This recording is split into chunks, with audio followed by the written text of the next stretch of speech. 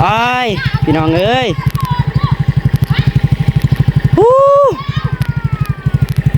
เด็กน้อยแล่นใส่รถ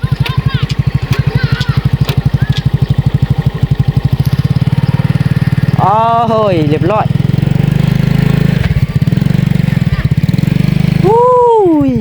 แนวใดได้บาทโยแล่นตัดรถรักปล่อยเนาะเมื่อยเลยหากมาแต่นี่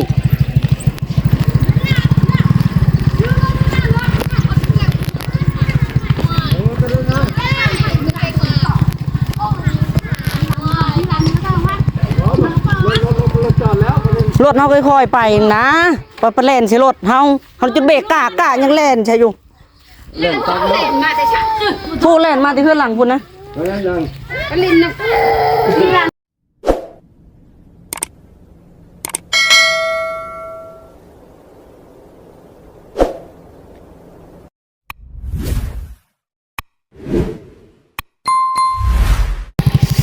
ไอ้พี่น้องเอ้ย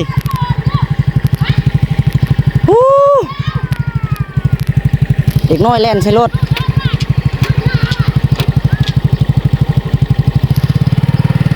อ๋อเฮ้ยเรียบร้อย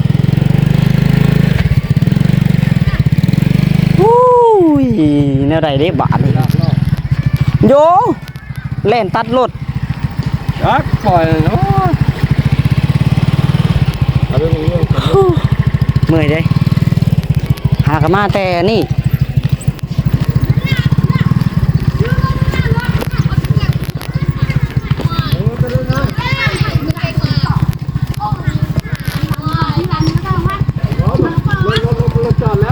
รถเขาค่อยๆไปนะ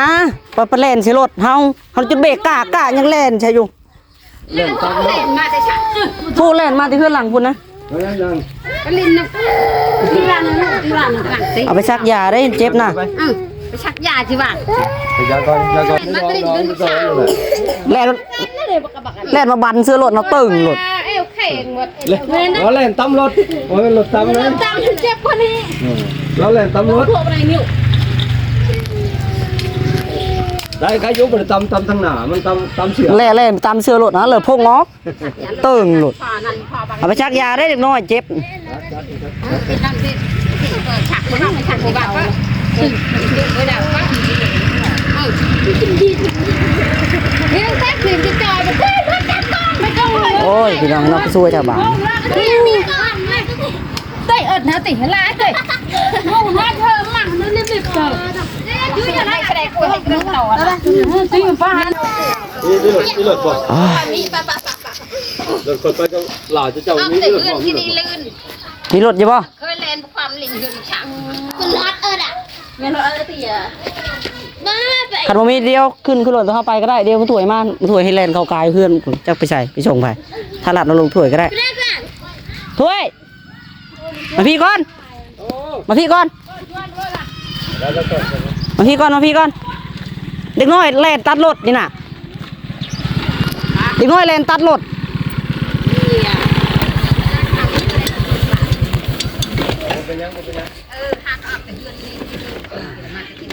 ตัดรถคันใดนี่โยกมาเถอะวะโยกมาโอ้ยสั่นไปเลยหน่อยแล่นมาตำรถตึงรถเขาตำรถเลยรถเลยเขาตำเขารถเขาตำมันคือจีเจ็บนี่รถโอ้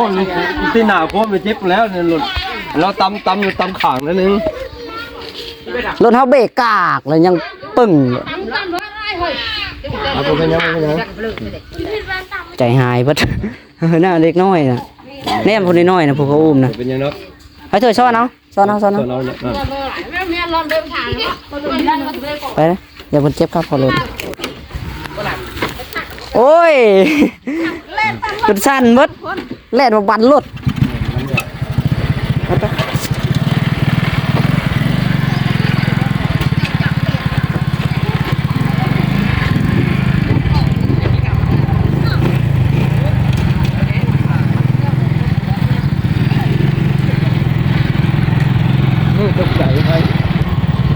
โอ้ยอยู่นี่แล้วนี่พี่น้องเลยก็หน้าทางเลยแล่นมาจะพูด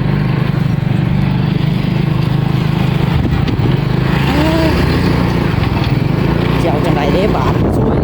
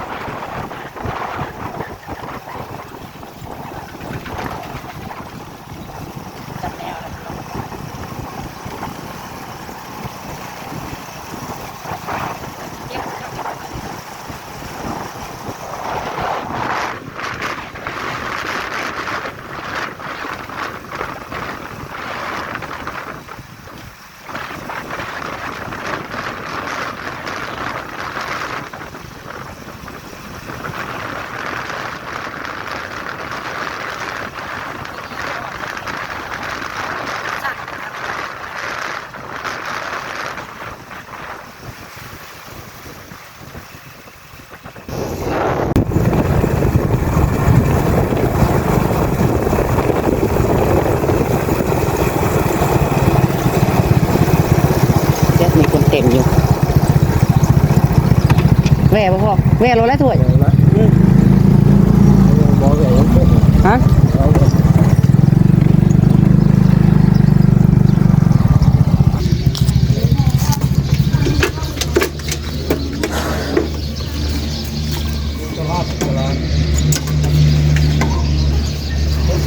เจ็บแหงจังเลย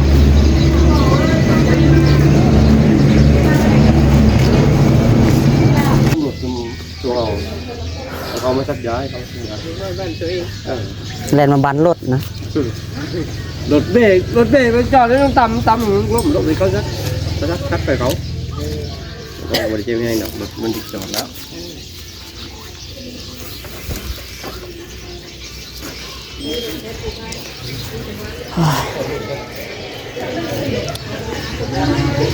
ให้เพิ่นมีกันพี่น้องเลยเนาะ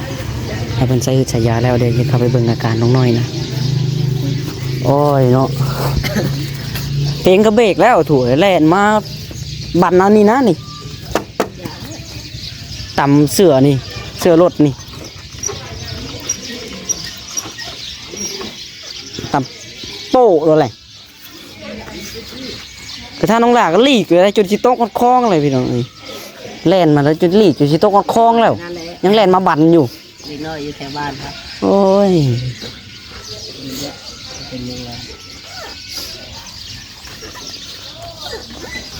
ถ้ามัน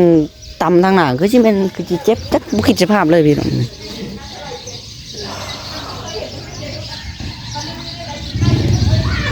มาเป็นเรือบูเอาเรือบูดีนะตัวซับเอามาอยู่ปะ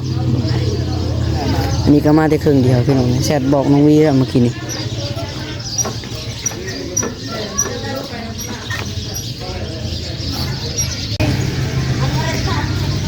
ทางผู้ช่วยกับ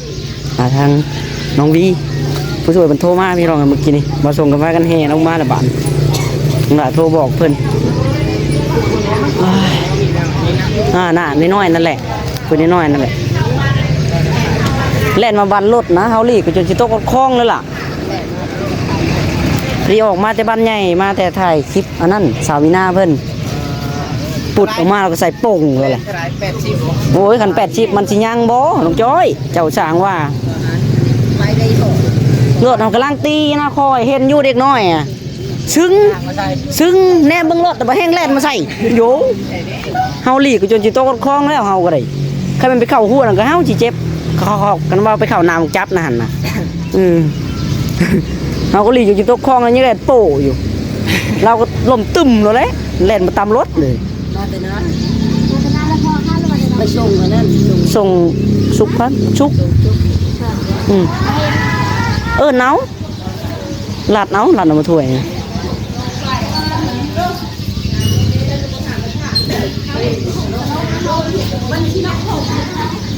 คนมาคลอดลูกหลายคนใช่เนาะเมื่อในกระรอหายแล้วเฮ็ดกินกระเฮ็ดกินมีตัวเมื่อเบิ่งก่อนเดี๋ยวท่านนี้อยู่เบิ่งดอกได้แล้วได้ยาก็ได้ได้ซักยาแล้วบ่ได้เจ็บแห้งไว้ล่ะเจ็บลูกฮะเจ็บในหัวกระบาดเลยซักแล้วบ่ยาซักแล้ว เจ็บบ่เจ็บ อย่าดื้อได้เนาะ อย่าขี้ดื้อวันนี้เด้อ แล่นใส่รถ เล่นใช้รถนี่แล้วมันบ่ตามมันก็เอาสิ กำต่ำนะบ่จะคิดสภาพเลย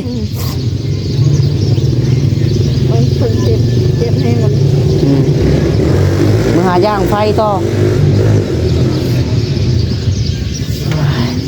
ตกใจมัน โยเอากันแล้วเนาะมาเห็นอยู่มันเล่นมาแต่พุ่นน่ะ บ่ทีแรกอ่ะเห็นแล่นชึ้งไหนชึ้งแน่มึงรถเฮาก็ค่อยพ่อนกำลังตีว่าคิดว่าเพิ่นเฮ็ดไปจังโอ้ยหน้ามันเดี๋ยวริ้วใส่แหละเราก็เล่นบันเราก็ง่ายล่างตึงแล้วแหละ มันตำกับ ตำเสื้อนะตำข้างนี่ซื่อ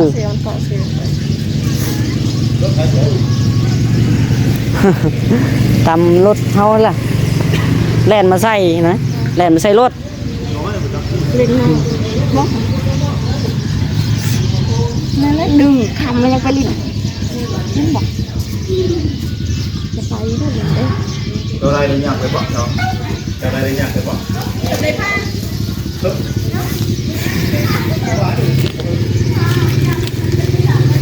น้องหลานรถย่านเพิ่นเก็บแฮงวีรอไปตรงจุดสั่นเส้นโยเด็กน้อยอันนี้ก็เบรกกากเลี้ยวจนสิตกคลองแล้วก็ไปเข้าน้ำจับนั่นก็จักชื่อว่ารีจุดชุดเลยพี่น้องยังแล่นมาใส่อยู่ตกใจว่านี่ก็ได้ใส่อีพ่อบนใจค่ายาบ่ เห็นหลอดละซึ้งนี่เห็นหลอดละแลนใช่กัน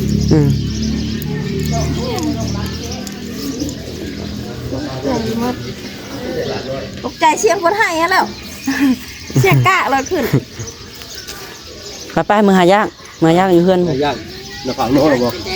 คนมาเจ็บคนมาเจ็บ เบรกคันบอก ยังได้เสือเลยโอ้เจ้าคุ้มนอนถึงแค่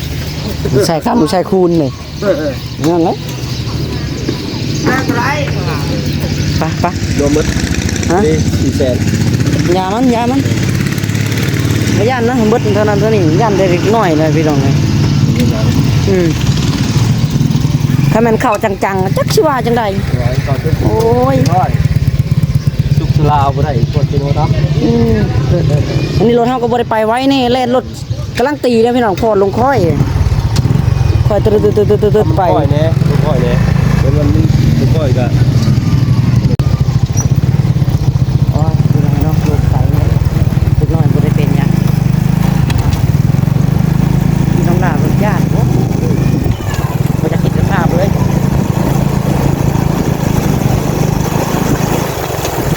ไม่ได้เป็นวางยาให้สักยาแล้วก็มือย่างเขาบอกออกมาเดทไทยนี่นะพี่น้องไทยกินสาวมีหน้านี่แหละ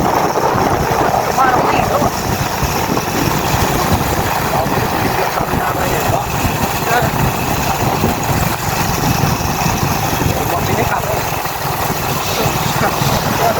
ใหญ่ อ๋อจะไปลิฟต์ของเลย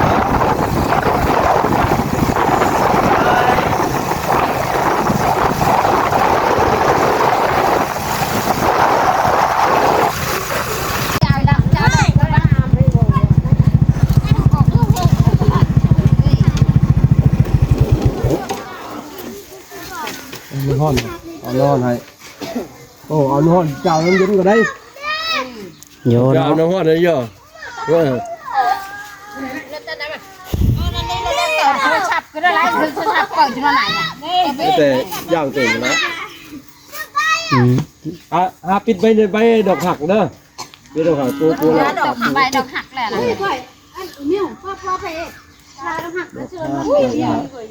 ยัง ชลาดอกหัก มีใบเป้าน้ำเงินดีนี่โอ้กระเป๋ามีอยู่นี่แถวๆนี่กระเป๋าใบเป้าแน่ใส่กัน ใส่กระกเป๋ามาแม่ ลอยตามน้ำเลยอาน้ำมัน วันเนาะ ครบขาแล้วครบพวก ใช้มือแล้วปะ จะชิมมีบอกเลยล่ะ ยาว เจ็บคอบอกใครแม่เลยบ่อยประเด็นว่าบริเจ็บปันใดยาดีแม่อะไรพี่รองนี่คนแรกมาบันรถไปซื้อสิบอกร้าน ยันแม่ตกใจเลยพี่น้องเฮาก็รีบจนจิตกคล้องแล้วเฮาก็ได้ นี่ก็ไหนนะลูกก็เจ็บมันเพิ่มจ้ะ เล่นเลยมันบ่เบิ่งเนาะระวังเลยก่อน ระวังอะไรเด็กน้อย นี่มันเห็นใครเนาะอันนี้บ่ได้แหนมันบังป่าอยู่นี่ ทางโค้ง นี่ญาติประเภทรถไทยออกมานี่เรียบร้อยเลยพร้อมเลย ขับรถแบบนี้เบิ่งดู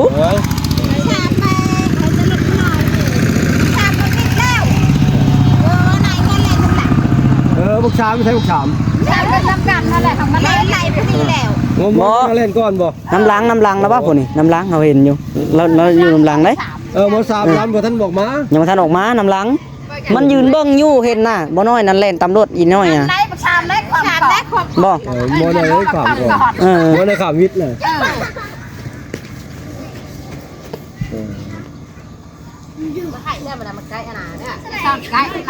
มีแต่เด็กน้อยอยู่เนาะแถวนี้ โ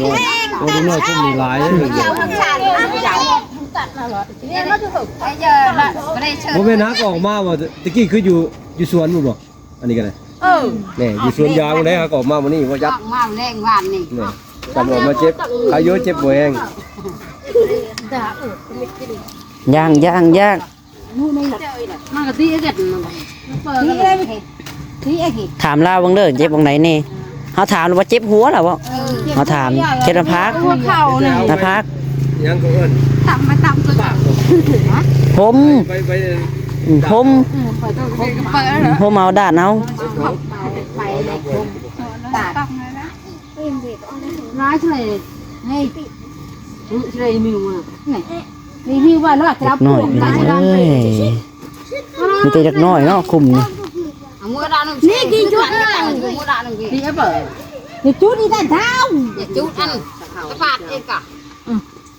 ทานทลายเลย เด็กน้อยกำลังดื้อเนาะจักปีเนี่ยเด็กน้อยบ่ 5 ปีเลยดิ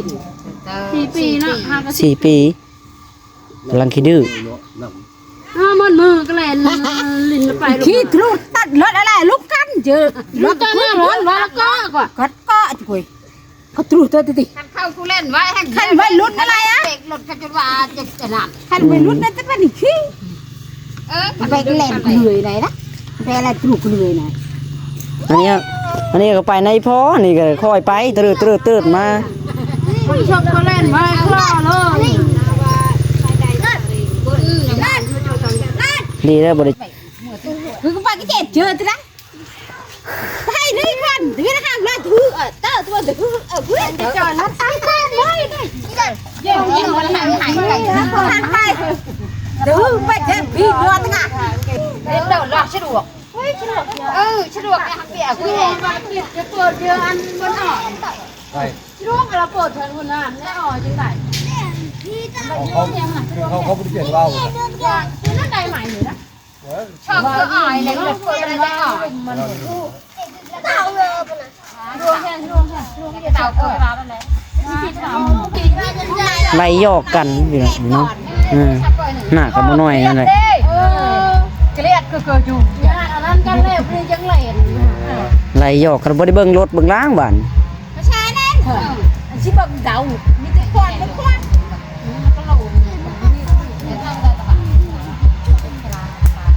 เต่าโผ ดาบไฟขาวอันนี้ไข่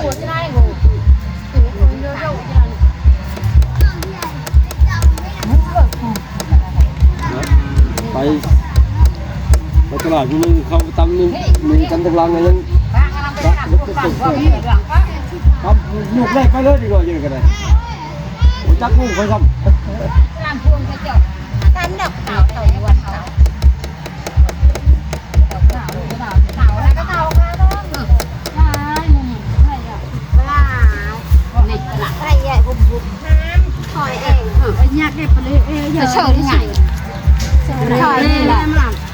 บ้านเอาเจ้าตีถอยหนึ่งก็เต่าก่อนให้ตอนบั่นแต่บั่นที่หามหรอกหามจะหามหรอกแต่ไม่ได้แต่บั่นโจยยันหมด เจ็บบ่ เท่ากับเท่าเวนหงหล่ะเราเวนหงนะตา นี่อย่างนี้เช็คปากไม่เจ้า อืม เวนหงตา ตาบอดแจ้งปลาบุยบุง แจงอยู่เขาเห็น ผมจักแน่ผมไม่เท่ากับผมไม่เท่าเอาล้านก็ได้ ไม่เท่าว่าเอาลาน มันเท่าแล้วอยู่ในมันเท่า ผมจักล้านไปตั้งไหนผมจักซ้ำ ค่อยกำลังอุ้มคนน้อยหันแม่มันกำลังนึ่งข้าวพวก ได้ยิน นี้นี่ ได้ยินเสียงรุ่นๆเลยแม่เขายังอยู่ ดูชักมันเรียนมา แล้วเหมือนกันเกมทางไม่เท่าก็ได้ มันไม่ร่างว่าจริง ระวังก็เก่าแล้วมันเบิ่งอะไร ระวัง แม่ นั่นแห ไม่ ละ เท่า ระวังเมื่อไหร่เมื่อไหร่มาหรือว่า ระวังก็มือเนาะนิดหน่อยขี้ดื้อ มือละปักเปียกหมดเนี่ย นิดหน่อยขี้ดื้อ กาจักสิมีบ่ยมยาอยู่ทางพ่อแม่FCมาใส่ตาเพิ่นแจ้งกันน่ะเพิ่นก็บ่ได้บ่เพิ่นบอดเด้เพิ่นบ่ให้นุ่ง อันนี้แต่ข้าเขากินชะไลแดงนี่กับเนี่ยกระโตนี่ใครแน่เดี๋ยวนี้หันว่าพอกัน ๆก็กินจะเราไป หาก็กิน เมื่อหา ขันกินมาหันจักว่าอันนี้ว่า ที่ คือ ช่องก็หาก็ชื่อหา คื ไม่ อ ได้ ชักครบเนี่ยกระโตว่านี่กินชะไลแดงหมดสองกว่า ก็ยังบ่ทันได้เว้าเพราะว่าเป็นยาสารแดงมันก็เป็นยาบ่แม่นยาจาก จากคุณหมอเพศหมอมันก็ คอยหากินเอาเข้ามาไข่ในกระโต โดนจะจีนเลยเหรอ ผู้ถือจะว่าถือผู้บ่ถือก็ พอแต่นอนหลับแน่จังหวะบางหันนอนหลับจักดีค่ะ คืออยู่ทางโซนเกาหลีบอกไปยังนี่ก็บ่ว่ามีก็ดูตำรายังก็บอกแน่ก็มันบอกทางน้องหลาก็ได้อันนี้ก็มันบอกว่าเอายังมาใส่มันจังเขียนแจ้งเพราะว่าตาเขาก็บ่ได้ว่ามันบอกมันเป็นหุ่งซื่อ เป็นห่วงมีแต่เสียงเป็นกาสุดแต่อยากซอยลูกสลานอยู่เป็นดำหน้าบางประเด็นเห็ดยังไม่ได้นี่ช่วยตัวเองกินข้าวกินน้ำก็กินลูกบอยืนให้ก็แล้วบ่จักทางงม ใส่มือน่ะค่ะ อยู่ใส่มือกินก็ได้ช่วยตัวเองได้นะ ลูกหลานยืนใส่ดินใส่มือแล้วจังได้กิน ก็มีหลายคนก็บอกโอ้ยเขาเบิ่งเล่านี่เด้อว่ะหลายคนอยู่แนะนำว่าให้มาเบิ่งแล้วแน่ว่ะเราทุกคนมีเวลาเฮากันคุณพี่อยู่ก็ได้โอกาสร้านเพิ่นถึงเจ็บเฮาก็เลยแนะนำก็เลยแบบนี่แหละ หืดเนี่ยอันหืดยาปวดตาบ่ปวดตาเวินหุ่งเนาะ เวินหุ่งบทว่ามีทางใดก็แล้วแต่เน้นเขาแนะนำให้แน่เอายายังใส่ ได้คือดีหลัง เดี๋ยวจะพอได้เห็นเก่งน้ำมูพอได้ช่วยตัวเองได้แล้ว ไม่จับกินแล้วคันมือเช้า มันกระโยกไปเด้ครับเอาอะไรกัน ตำขึ้นหน่อยช้ำตัวนะเจ้าแม่ คนนอนแล้วลำแล้วเขาจับเนี่ยเด็กเขาจะเราก็ตัวเด็กน้อยคอยออกในนั้นมันจับ บักก้าคนเล่นจับรถอีปุยครับรถอีปุยมันโค้งไปจนลูกกุ้ยขึ้นมาเน่เอาเขาเน่ว่ะลูกกุ้ยเอาเขาเน่ครับรถเขาบุญเมื่อไหร่วะโอ้โหแม่เป็นห่วงรถเขาพอ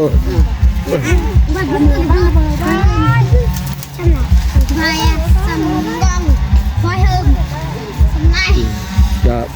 ปล่อยขึ้นย่างก็ปล่อยจูแห้งเลยได้เกินไปได้จูแห้งเกินไปนี่ก็ป้า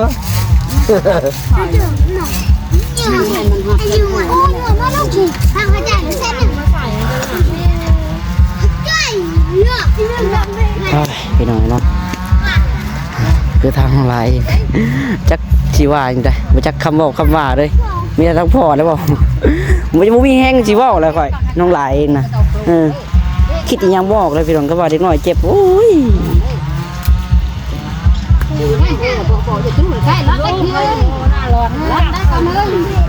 กับมีเขาก็ช่วยก็ได้เป็นก็ได้นะเป็นยังจะไปเป็นว่าคันเนาะเจ็บแห้งได้ไปนอนหมอสักยาดูซุปตลากับมา ดียังดีแต่บ่ปานใด ขึ้นบ้านเฮาคือย่างเขาเอิ้นย่างขี้ม้าแห้งเอาไปแบบใส่เป้าใส่ห่มย่างห่มเอา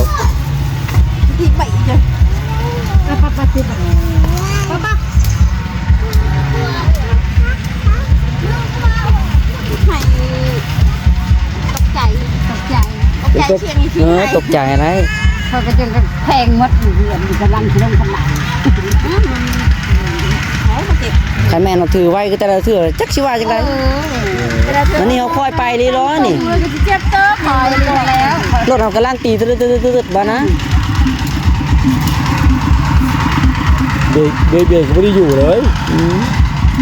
เบรกนะคือเบรกเสียงดังกาก เฮาเบรกปุ๊บเฮาเบรกมาแตะคนผูกกากลากล้อไปบ่ไกล กากแล้วมัน แฮงริ้วใส่ นี่มันแทงแบบไหลคนมันลงมาจะคอย เล่น มัน ตำ เล่น แล้ว อยู่ มัน เลย จึงมาได้มันเล่นจึงมาได้เลย เล่นลงคอยเนาะหลอกกับคนก็เล่นมาแต่คอยแต่โน่นคนอีกที รถก็ค่อยคนก็ค่อยเด็กน้อย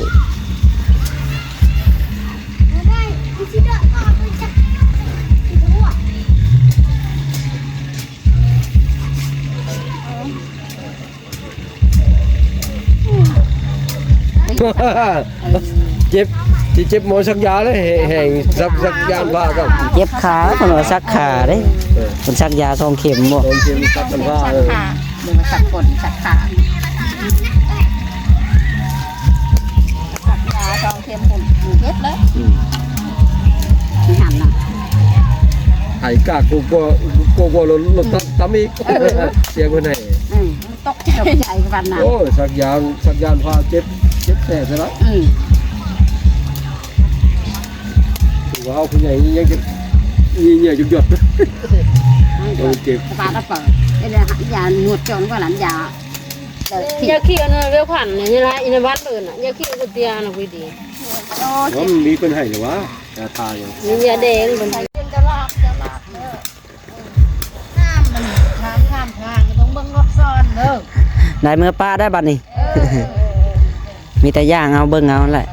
อืม มันยังลอกซ้ำนี่ ไปพี่น้องไปมื้อเฮือนก่อนค่ำละออกมาแต่นี่นะมาแต่ถ่ายคลิปเขาเจ้าอยู่ในวัดอยู่ในอันนี้ในบ้านนี่นะ แต่ถ้าคือบอกรถไฟแล่นได้ไปผูกไปรุ่นอะไรได้แต่ว้าเล่นรถไฟไม่ได้ไว้คันไว้ที่พกไว้แล้วว่าไม่ได้ไว้แล้วจอดก่อนคุยเลยหรอ งั้นรถเฮาก็บ่ได้ล้มบ่ได้มาตำกันรถเฮาก็ยืดจึกอยู่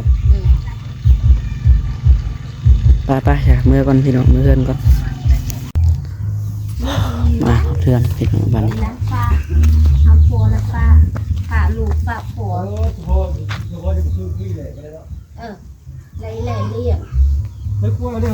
คอยลงน้ำยังพันแหนมาลูกแม่นะจนชันจนเป็นเขาจนจะเป็นลม โยเนาะเอาก็ค่อยชุดละรถน่ะแล่นมาบันเนาคันว่าต่ำมาให้เต็กเลย มันแล่นมาบ้านเนาะแม่มันก็ว่าอีวีว่าแม่มันว่าลูกเคยเล่นไปบ้านรถมันว่าเล่นใช้รถกันเข้าตามมันบ่เว้าแล้วว่าคำลาตามอันนี้มันเล่นใช้รถมันเล่นไปตามรถ พี่เอาไปซักยาโยอย่าทีแรกย่านพุ่นเจ็บแลทีแรกเสียงโป้โหลดแล้วงายหลังตึมนั่นแหละอยู่ริ้วรถเนาะต่ำรถเสือรถน่ะเสียงดังโป่งนั่นแหละหัวโน้ใครถลอกหน่อยนึงไปให้พี่น้องเลยโอเคมันพี่น้องขอตัวไปก่อน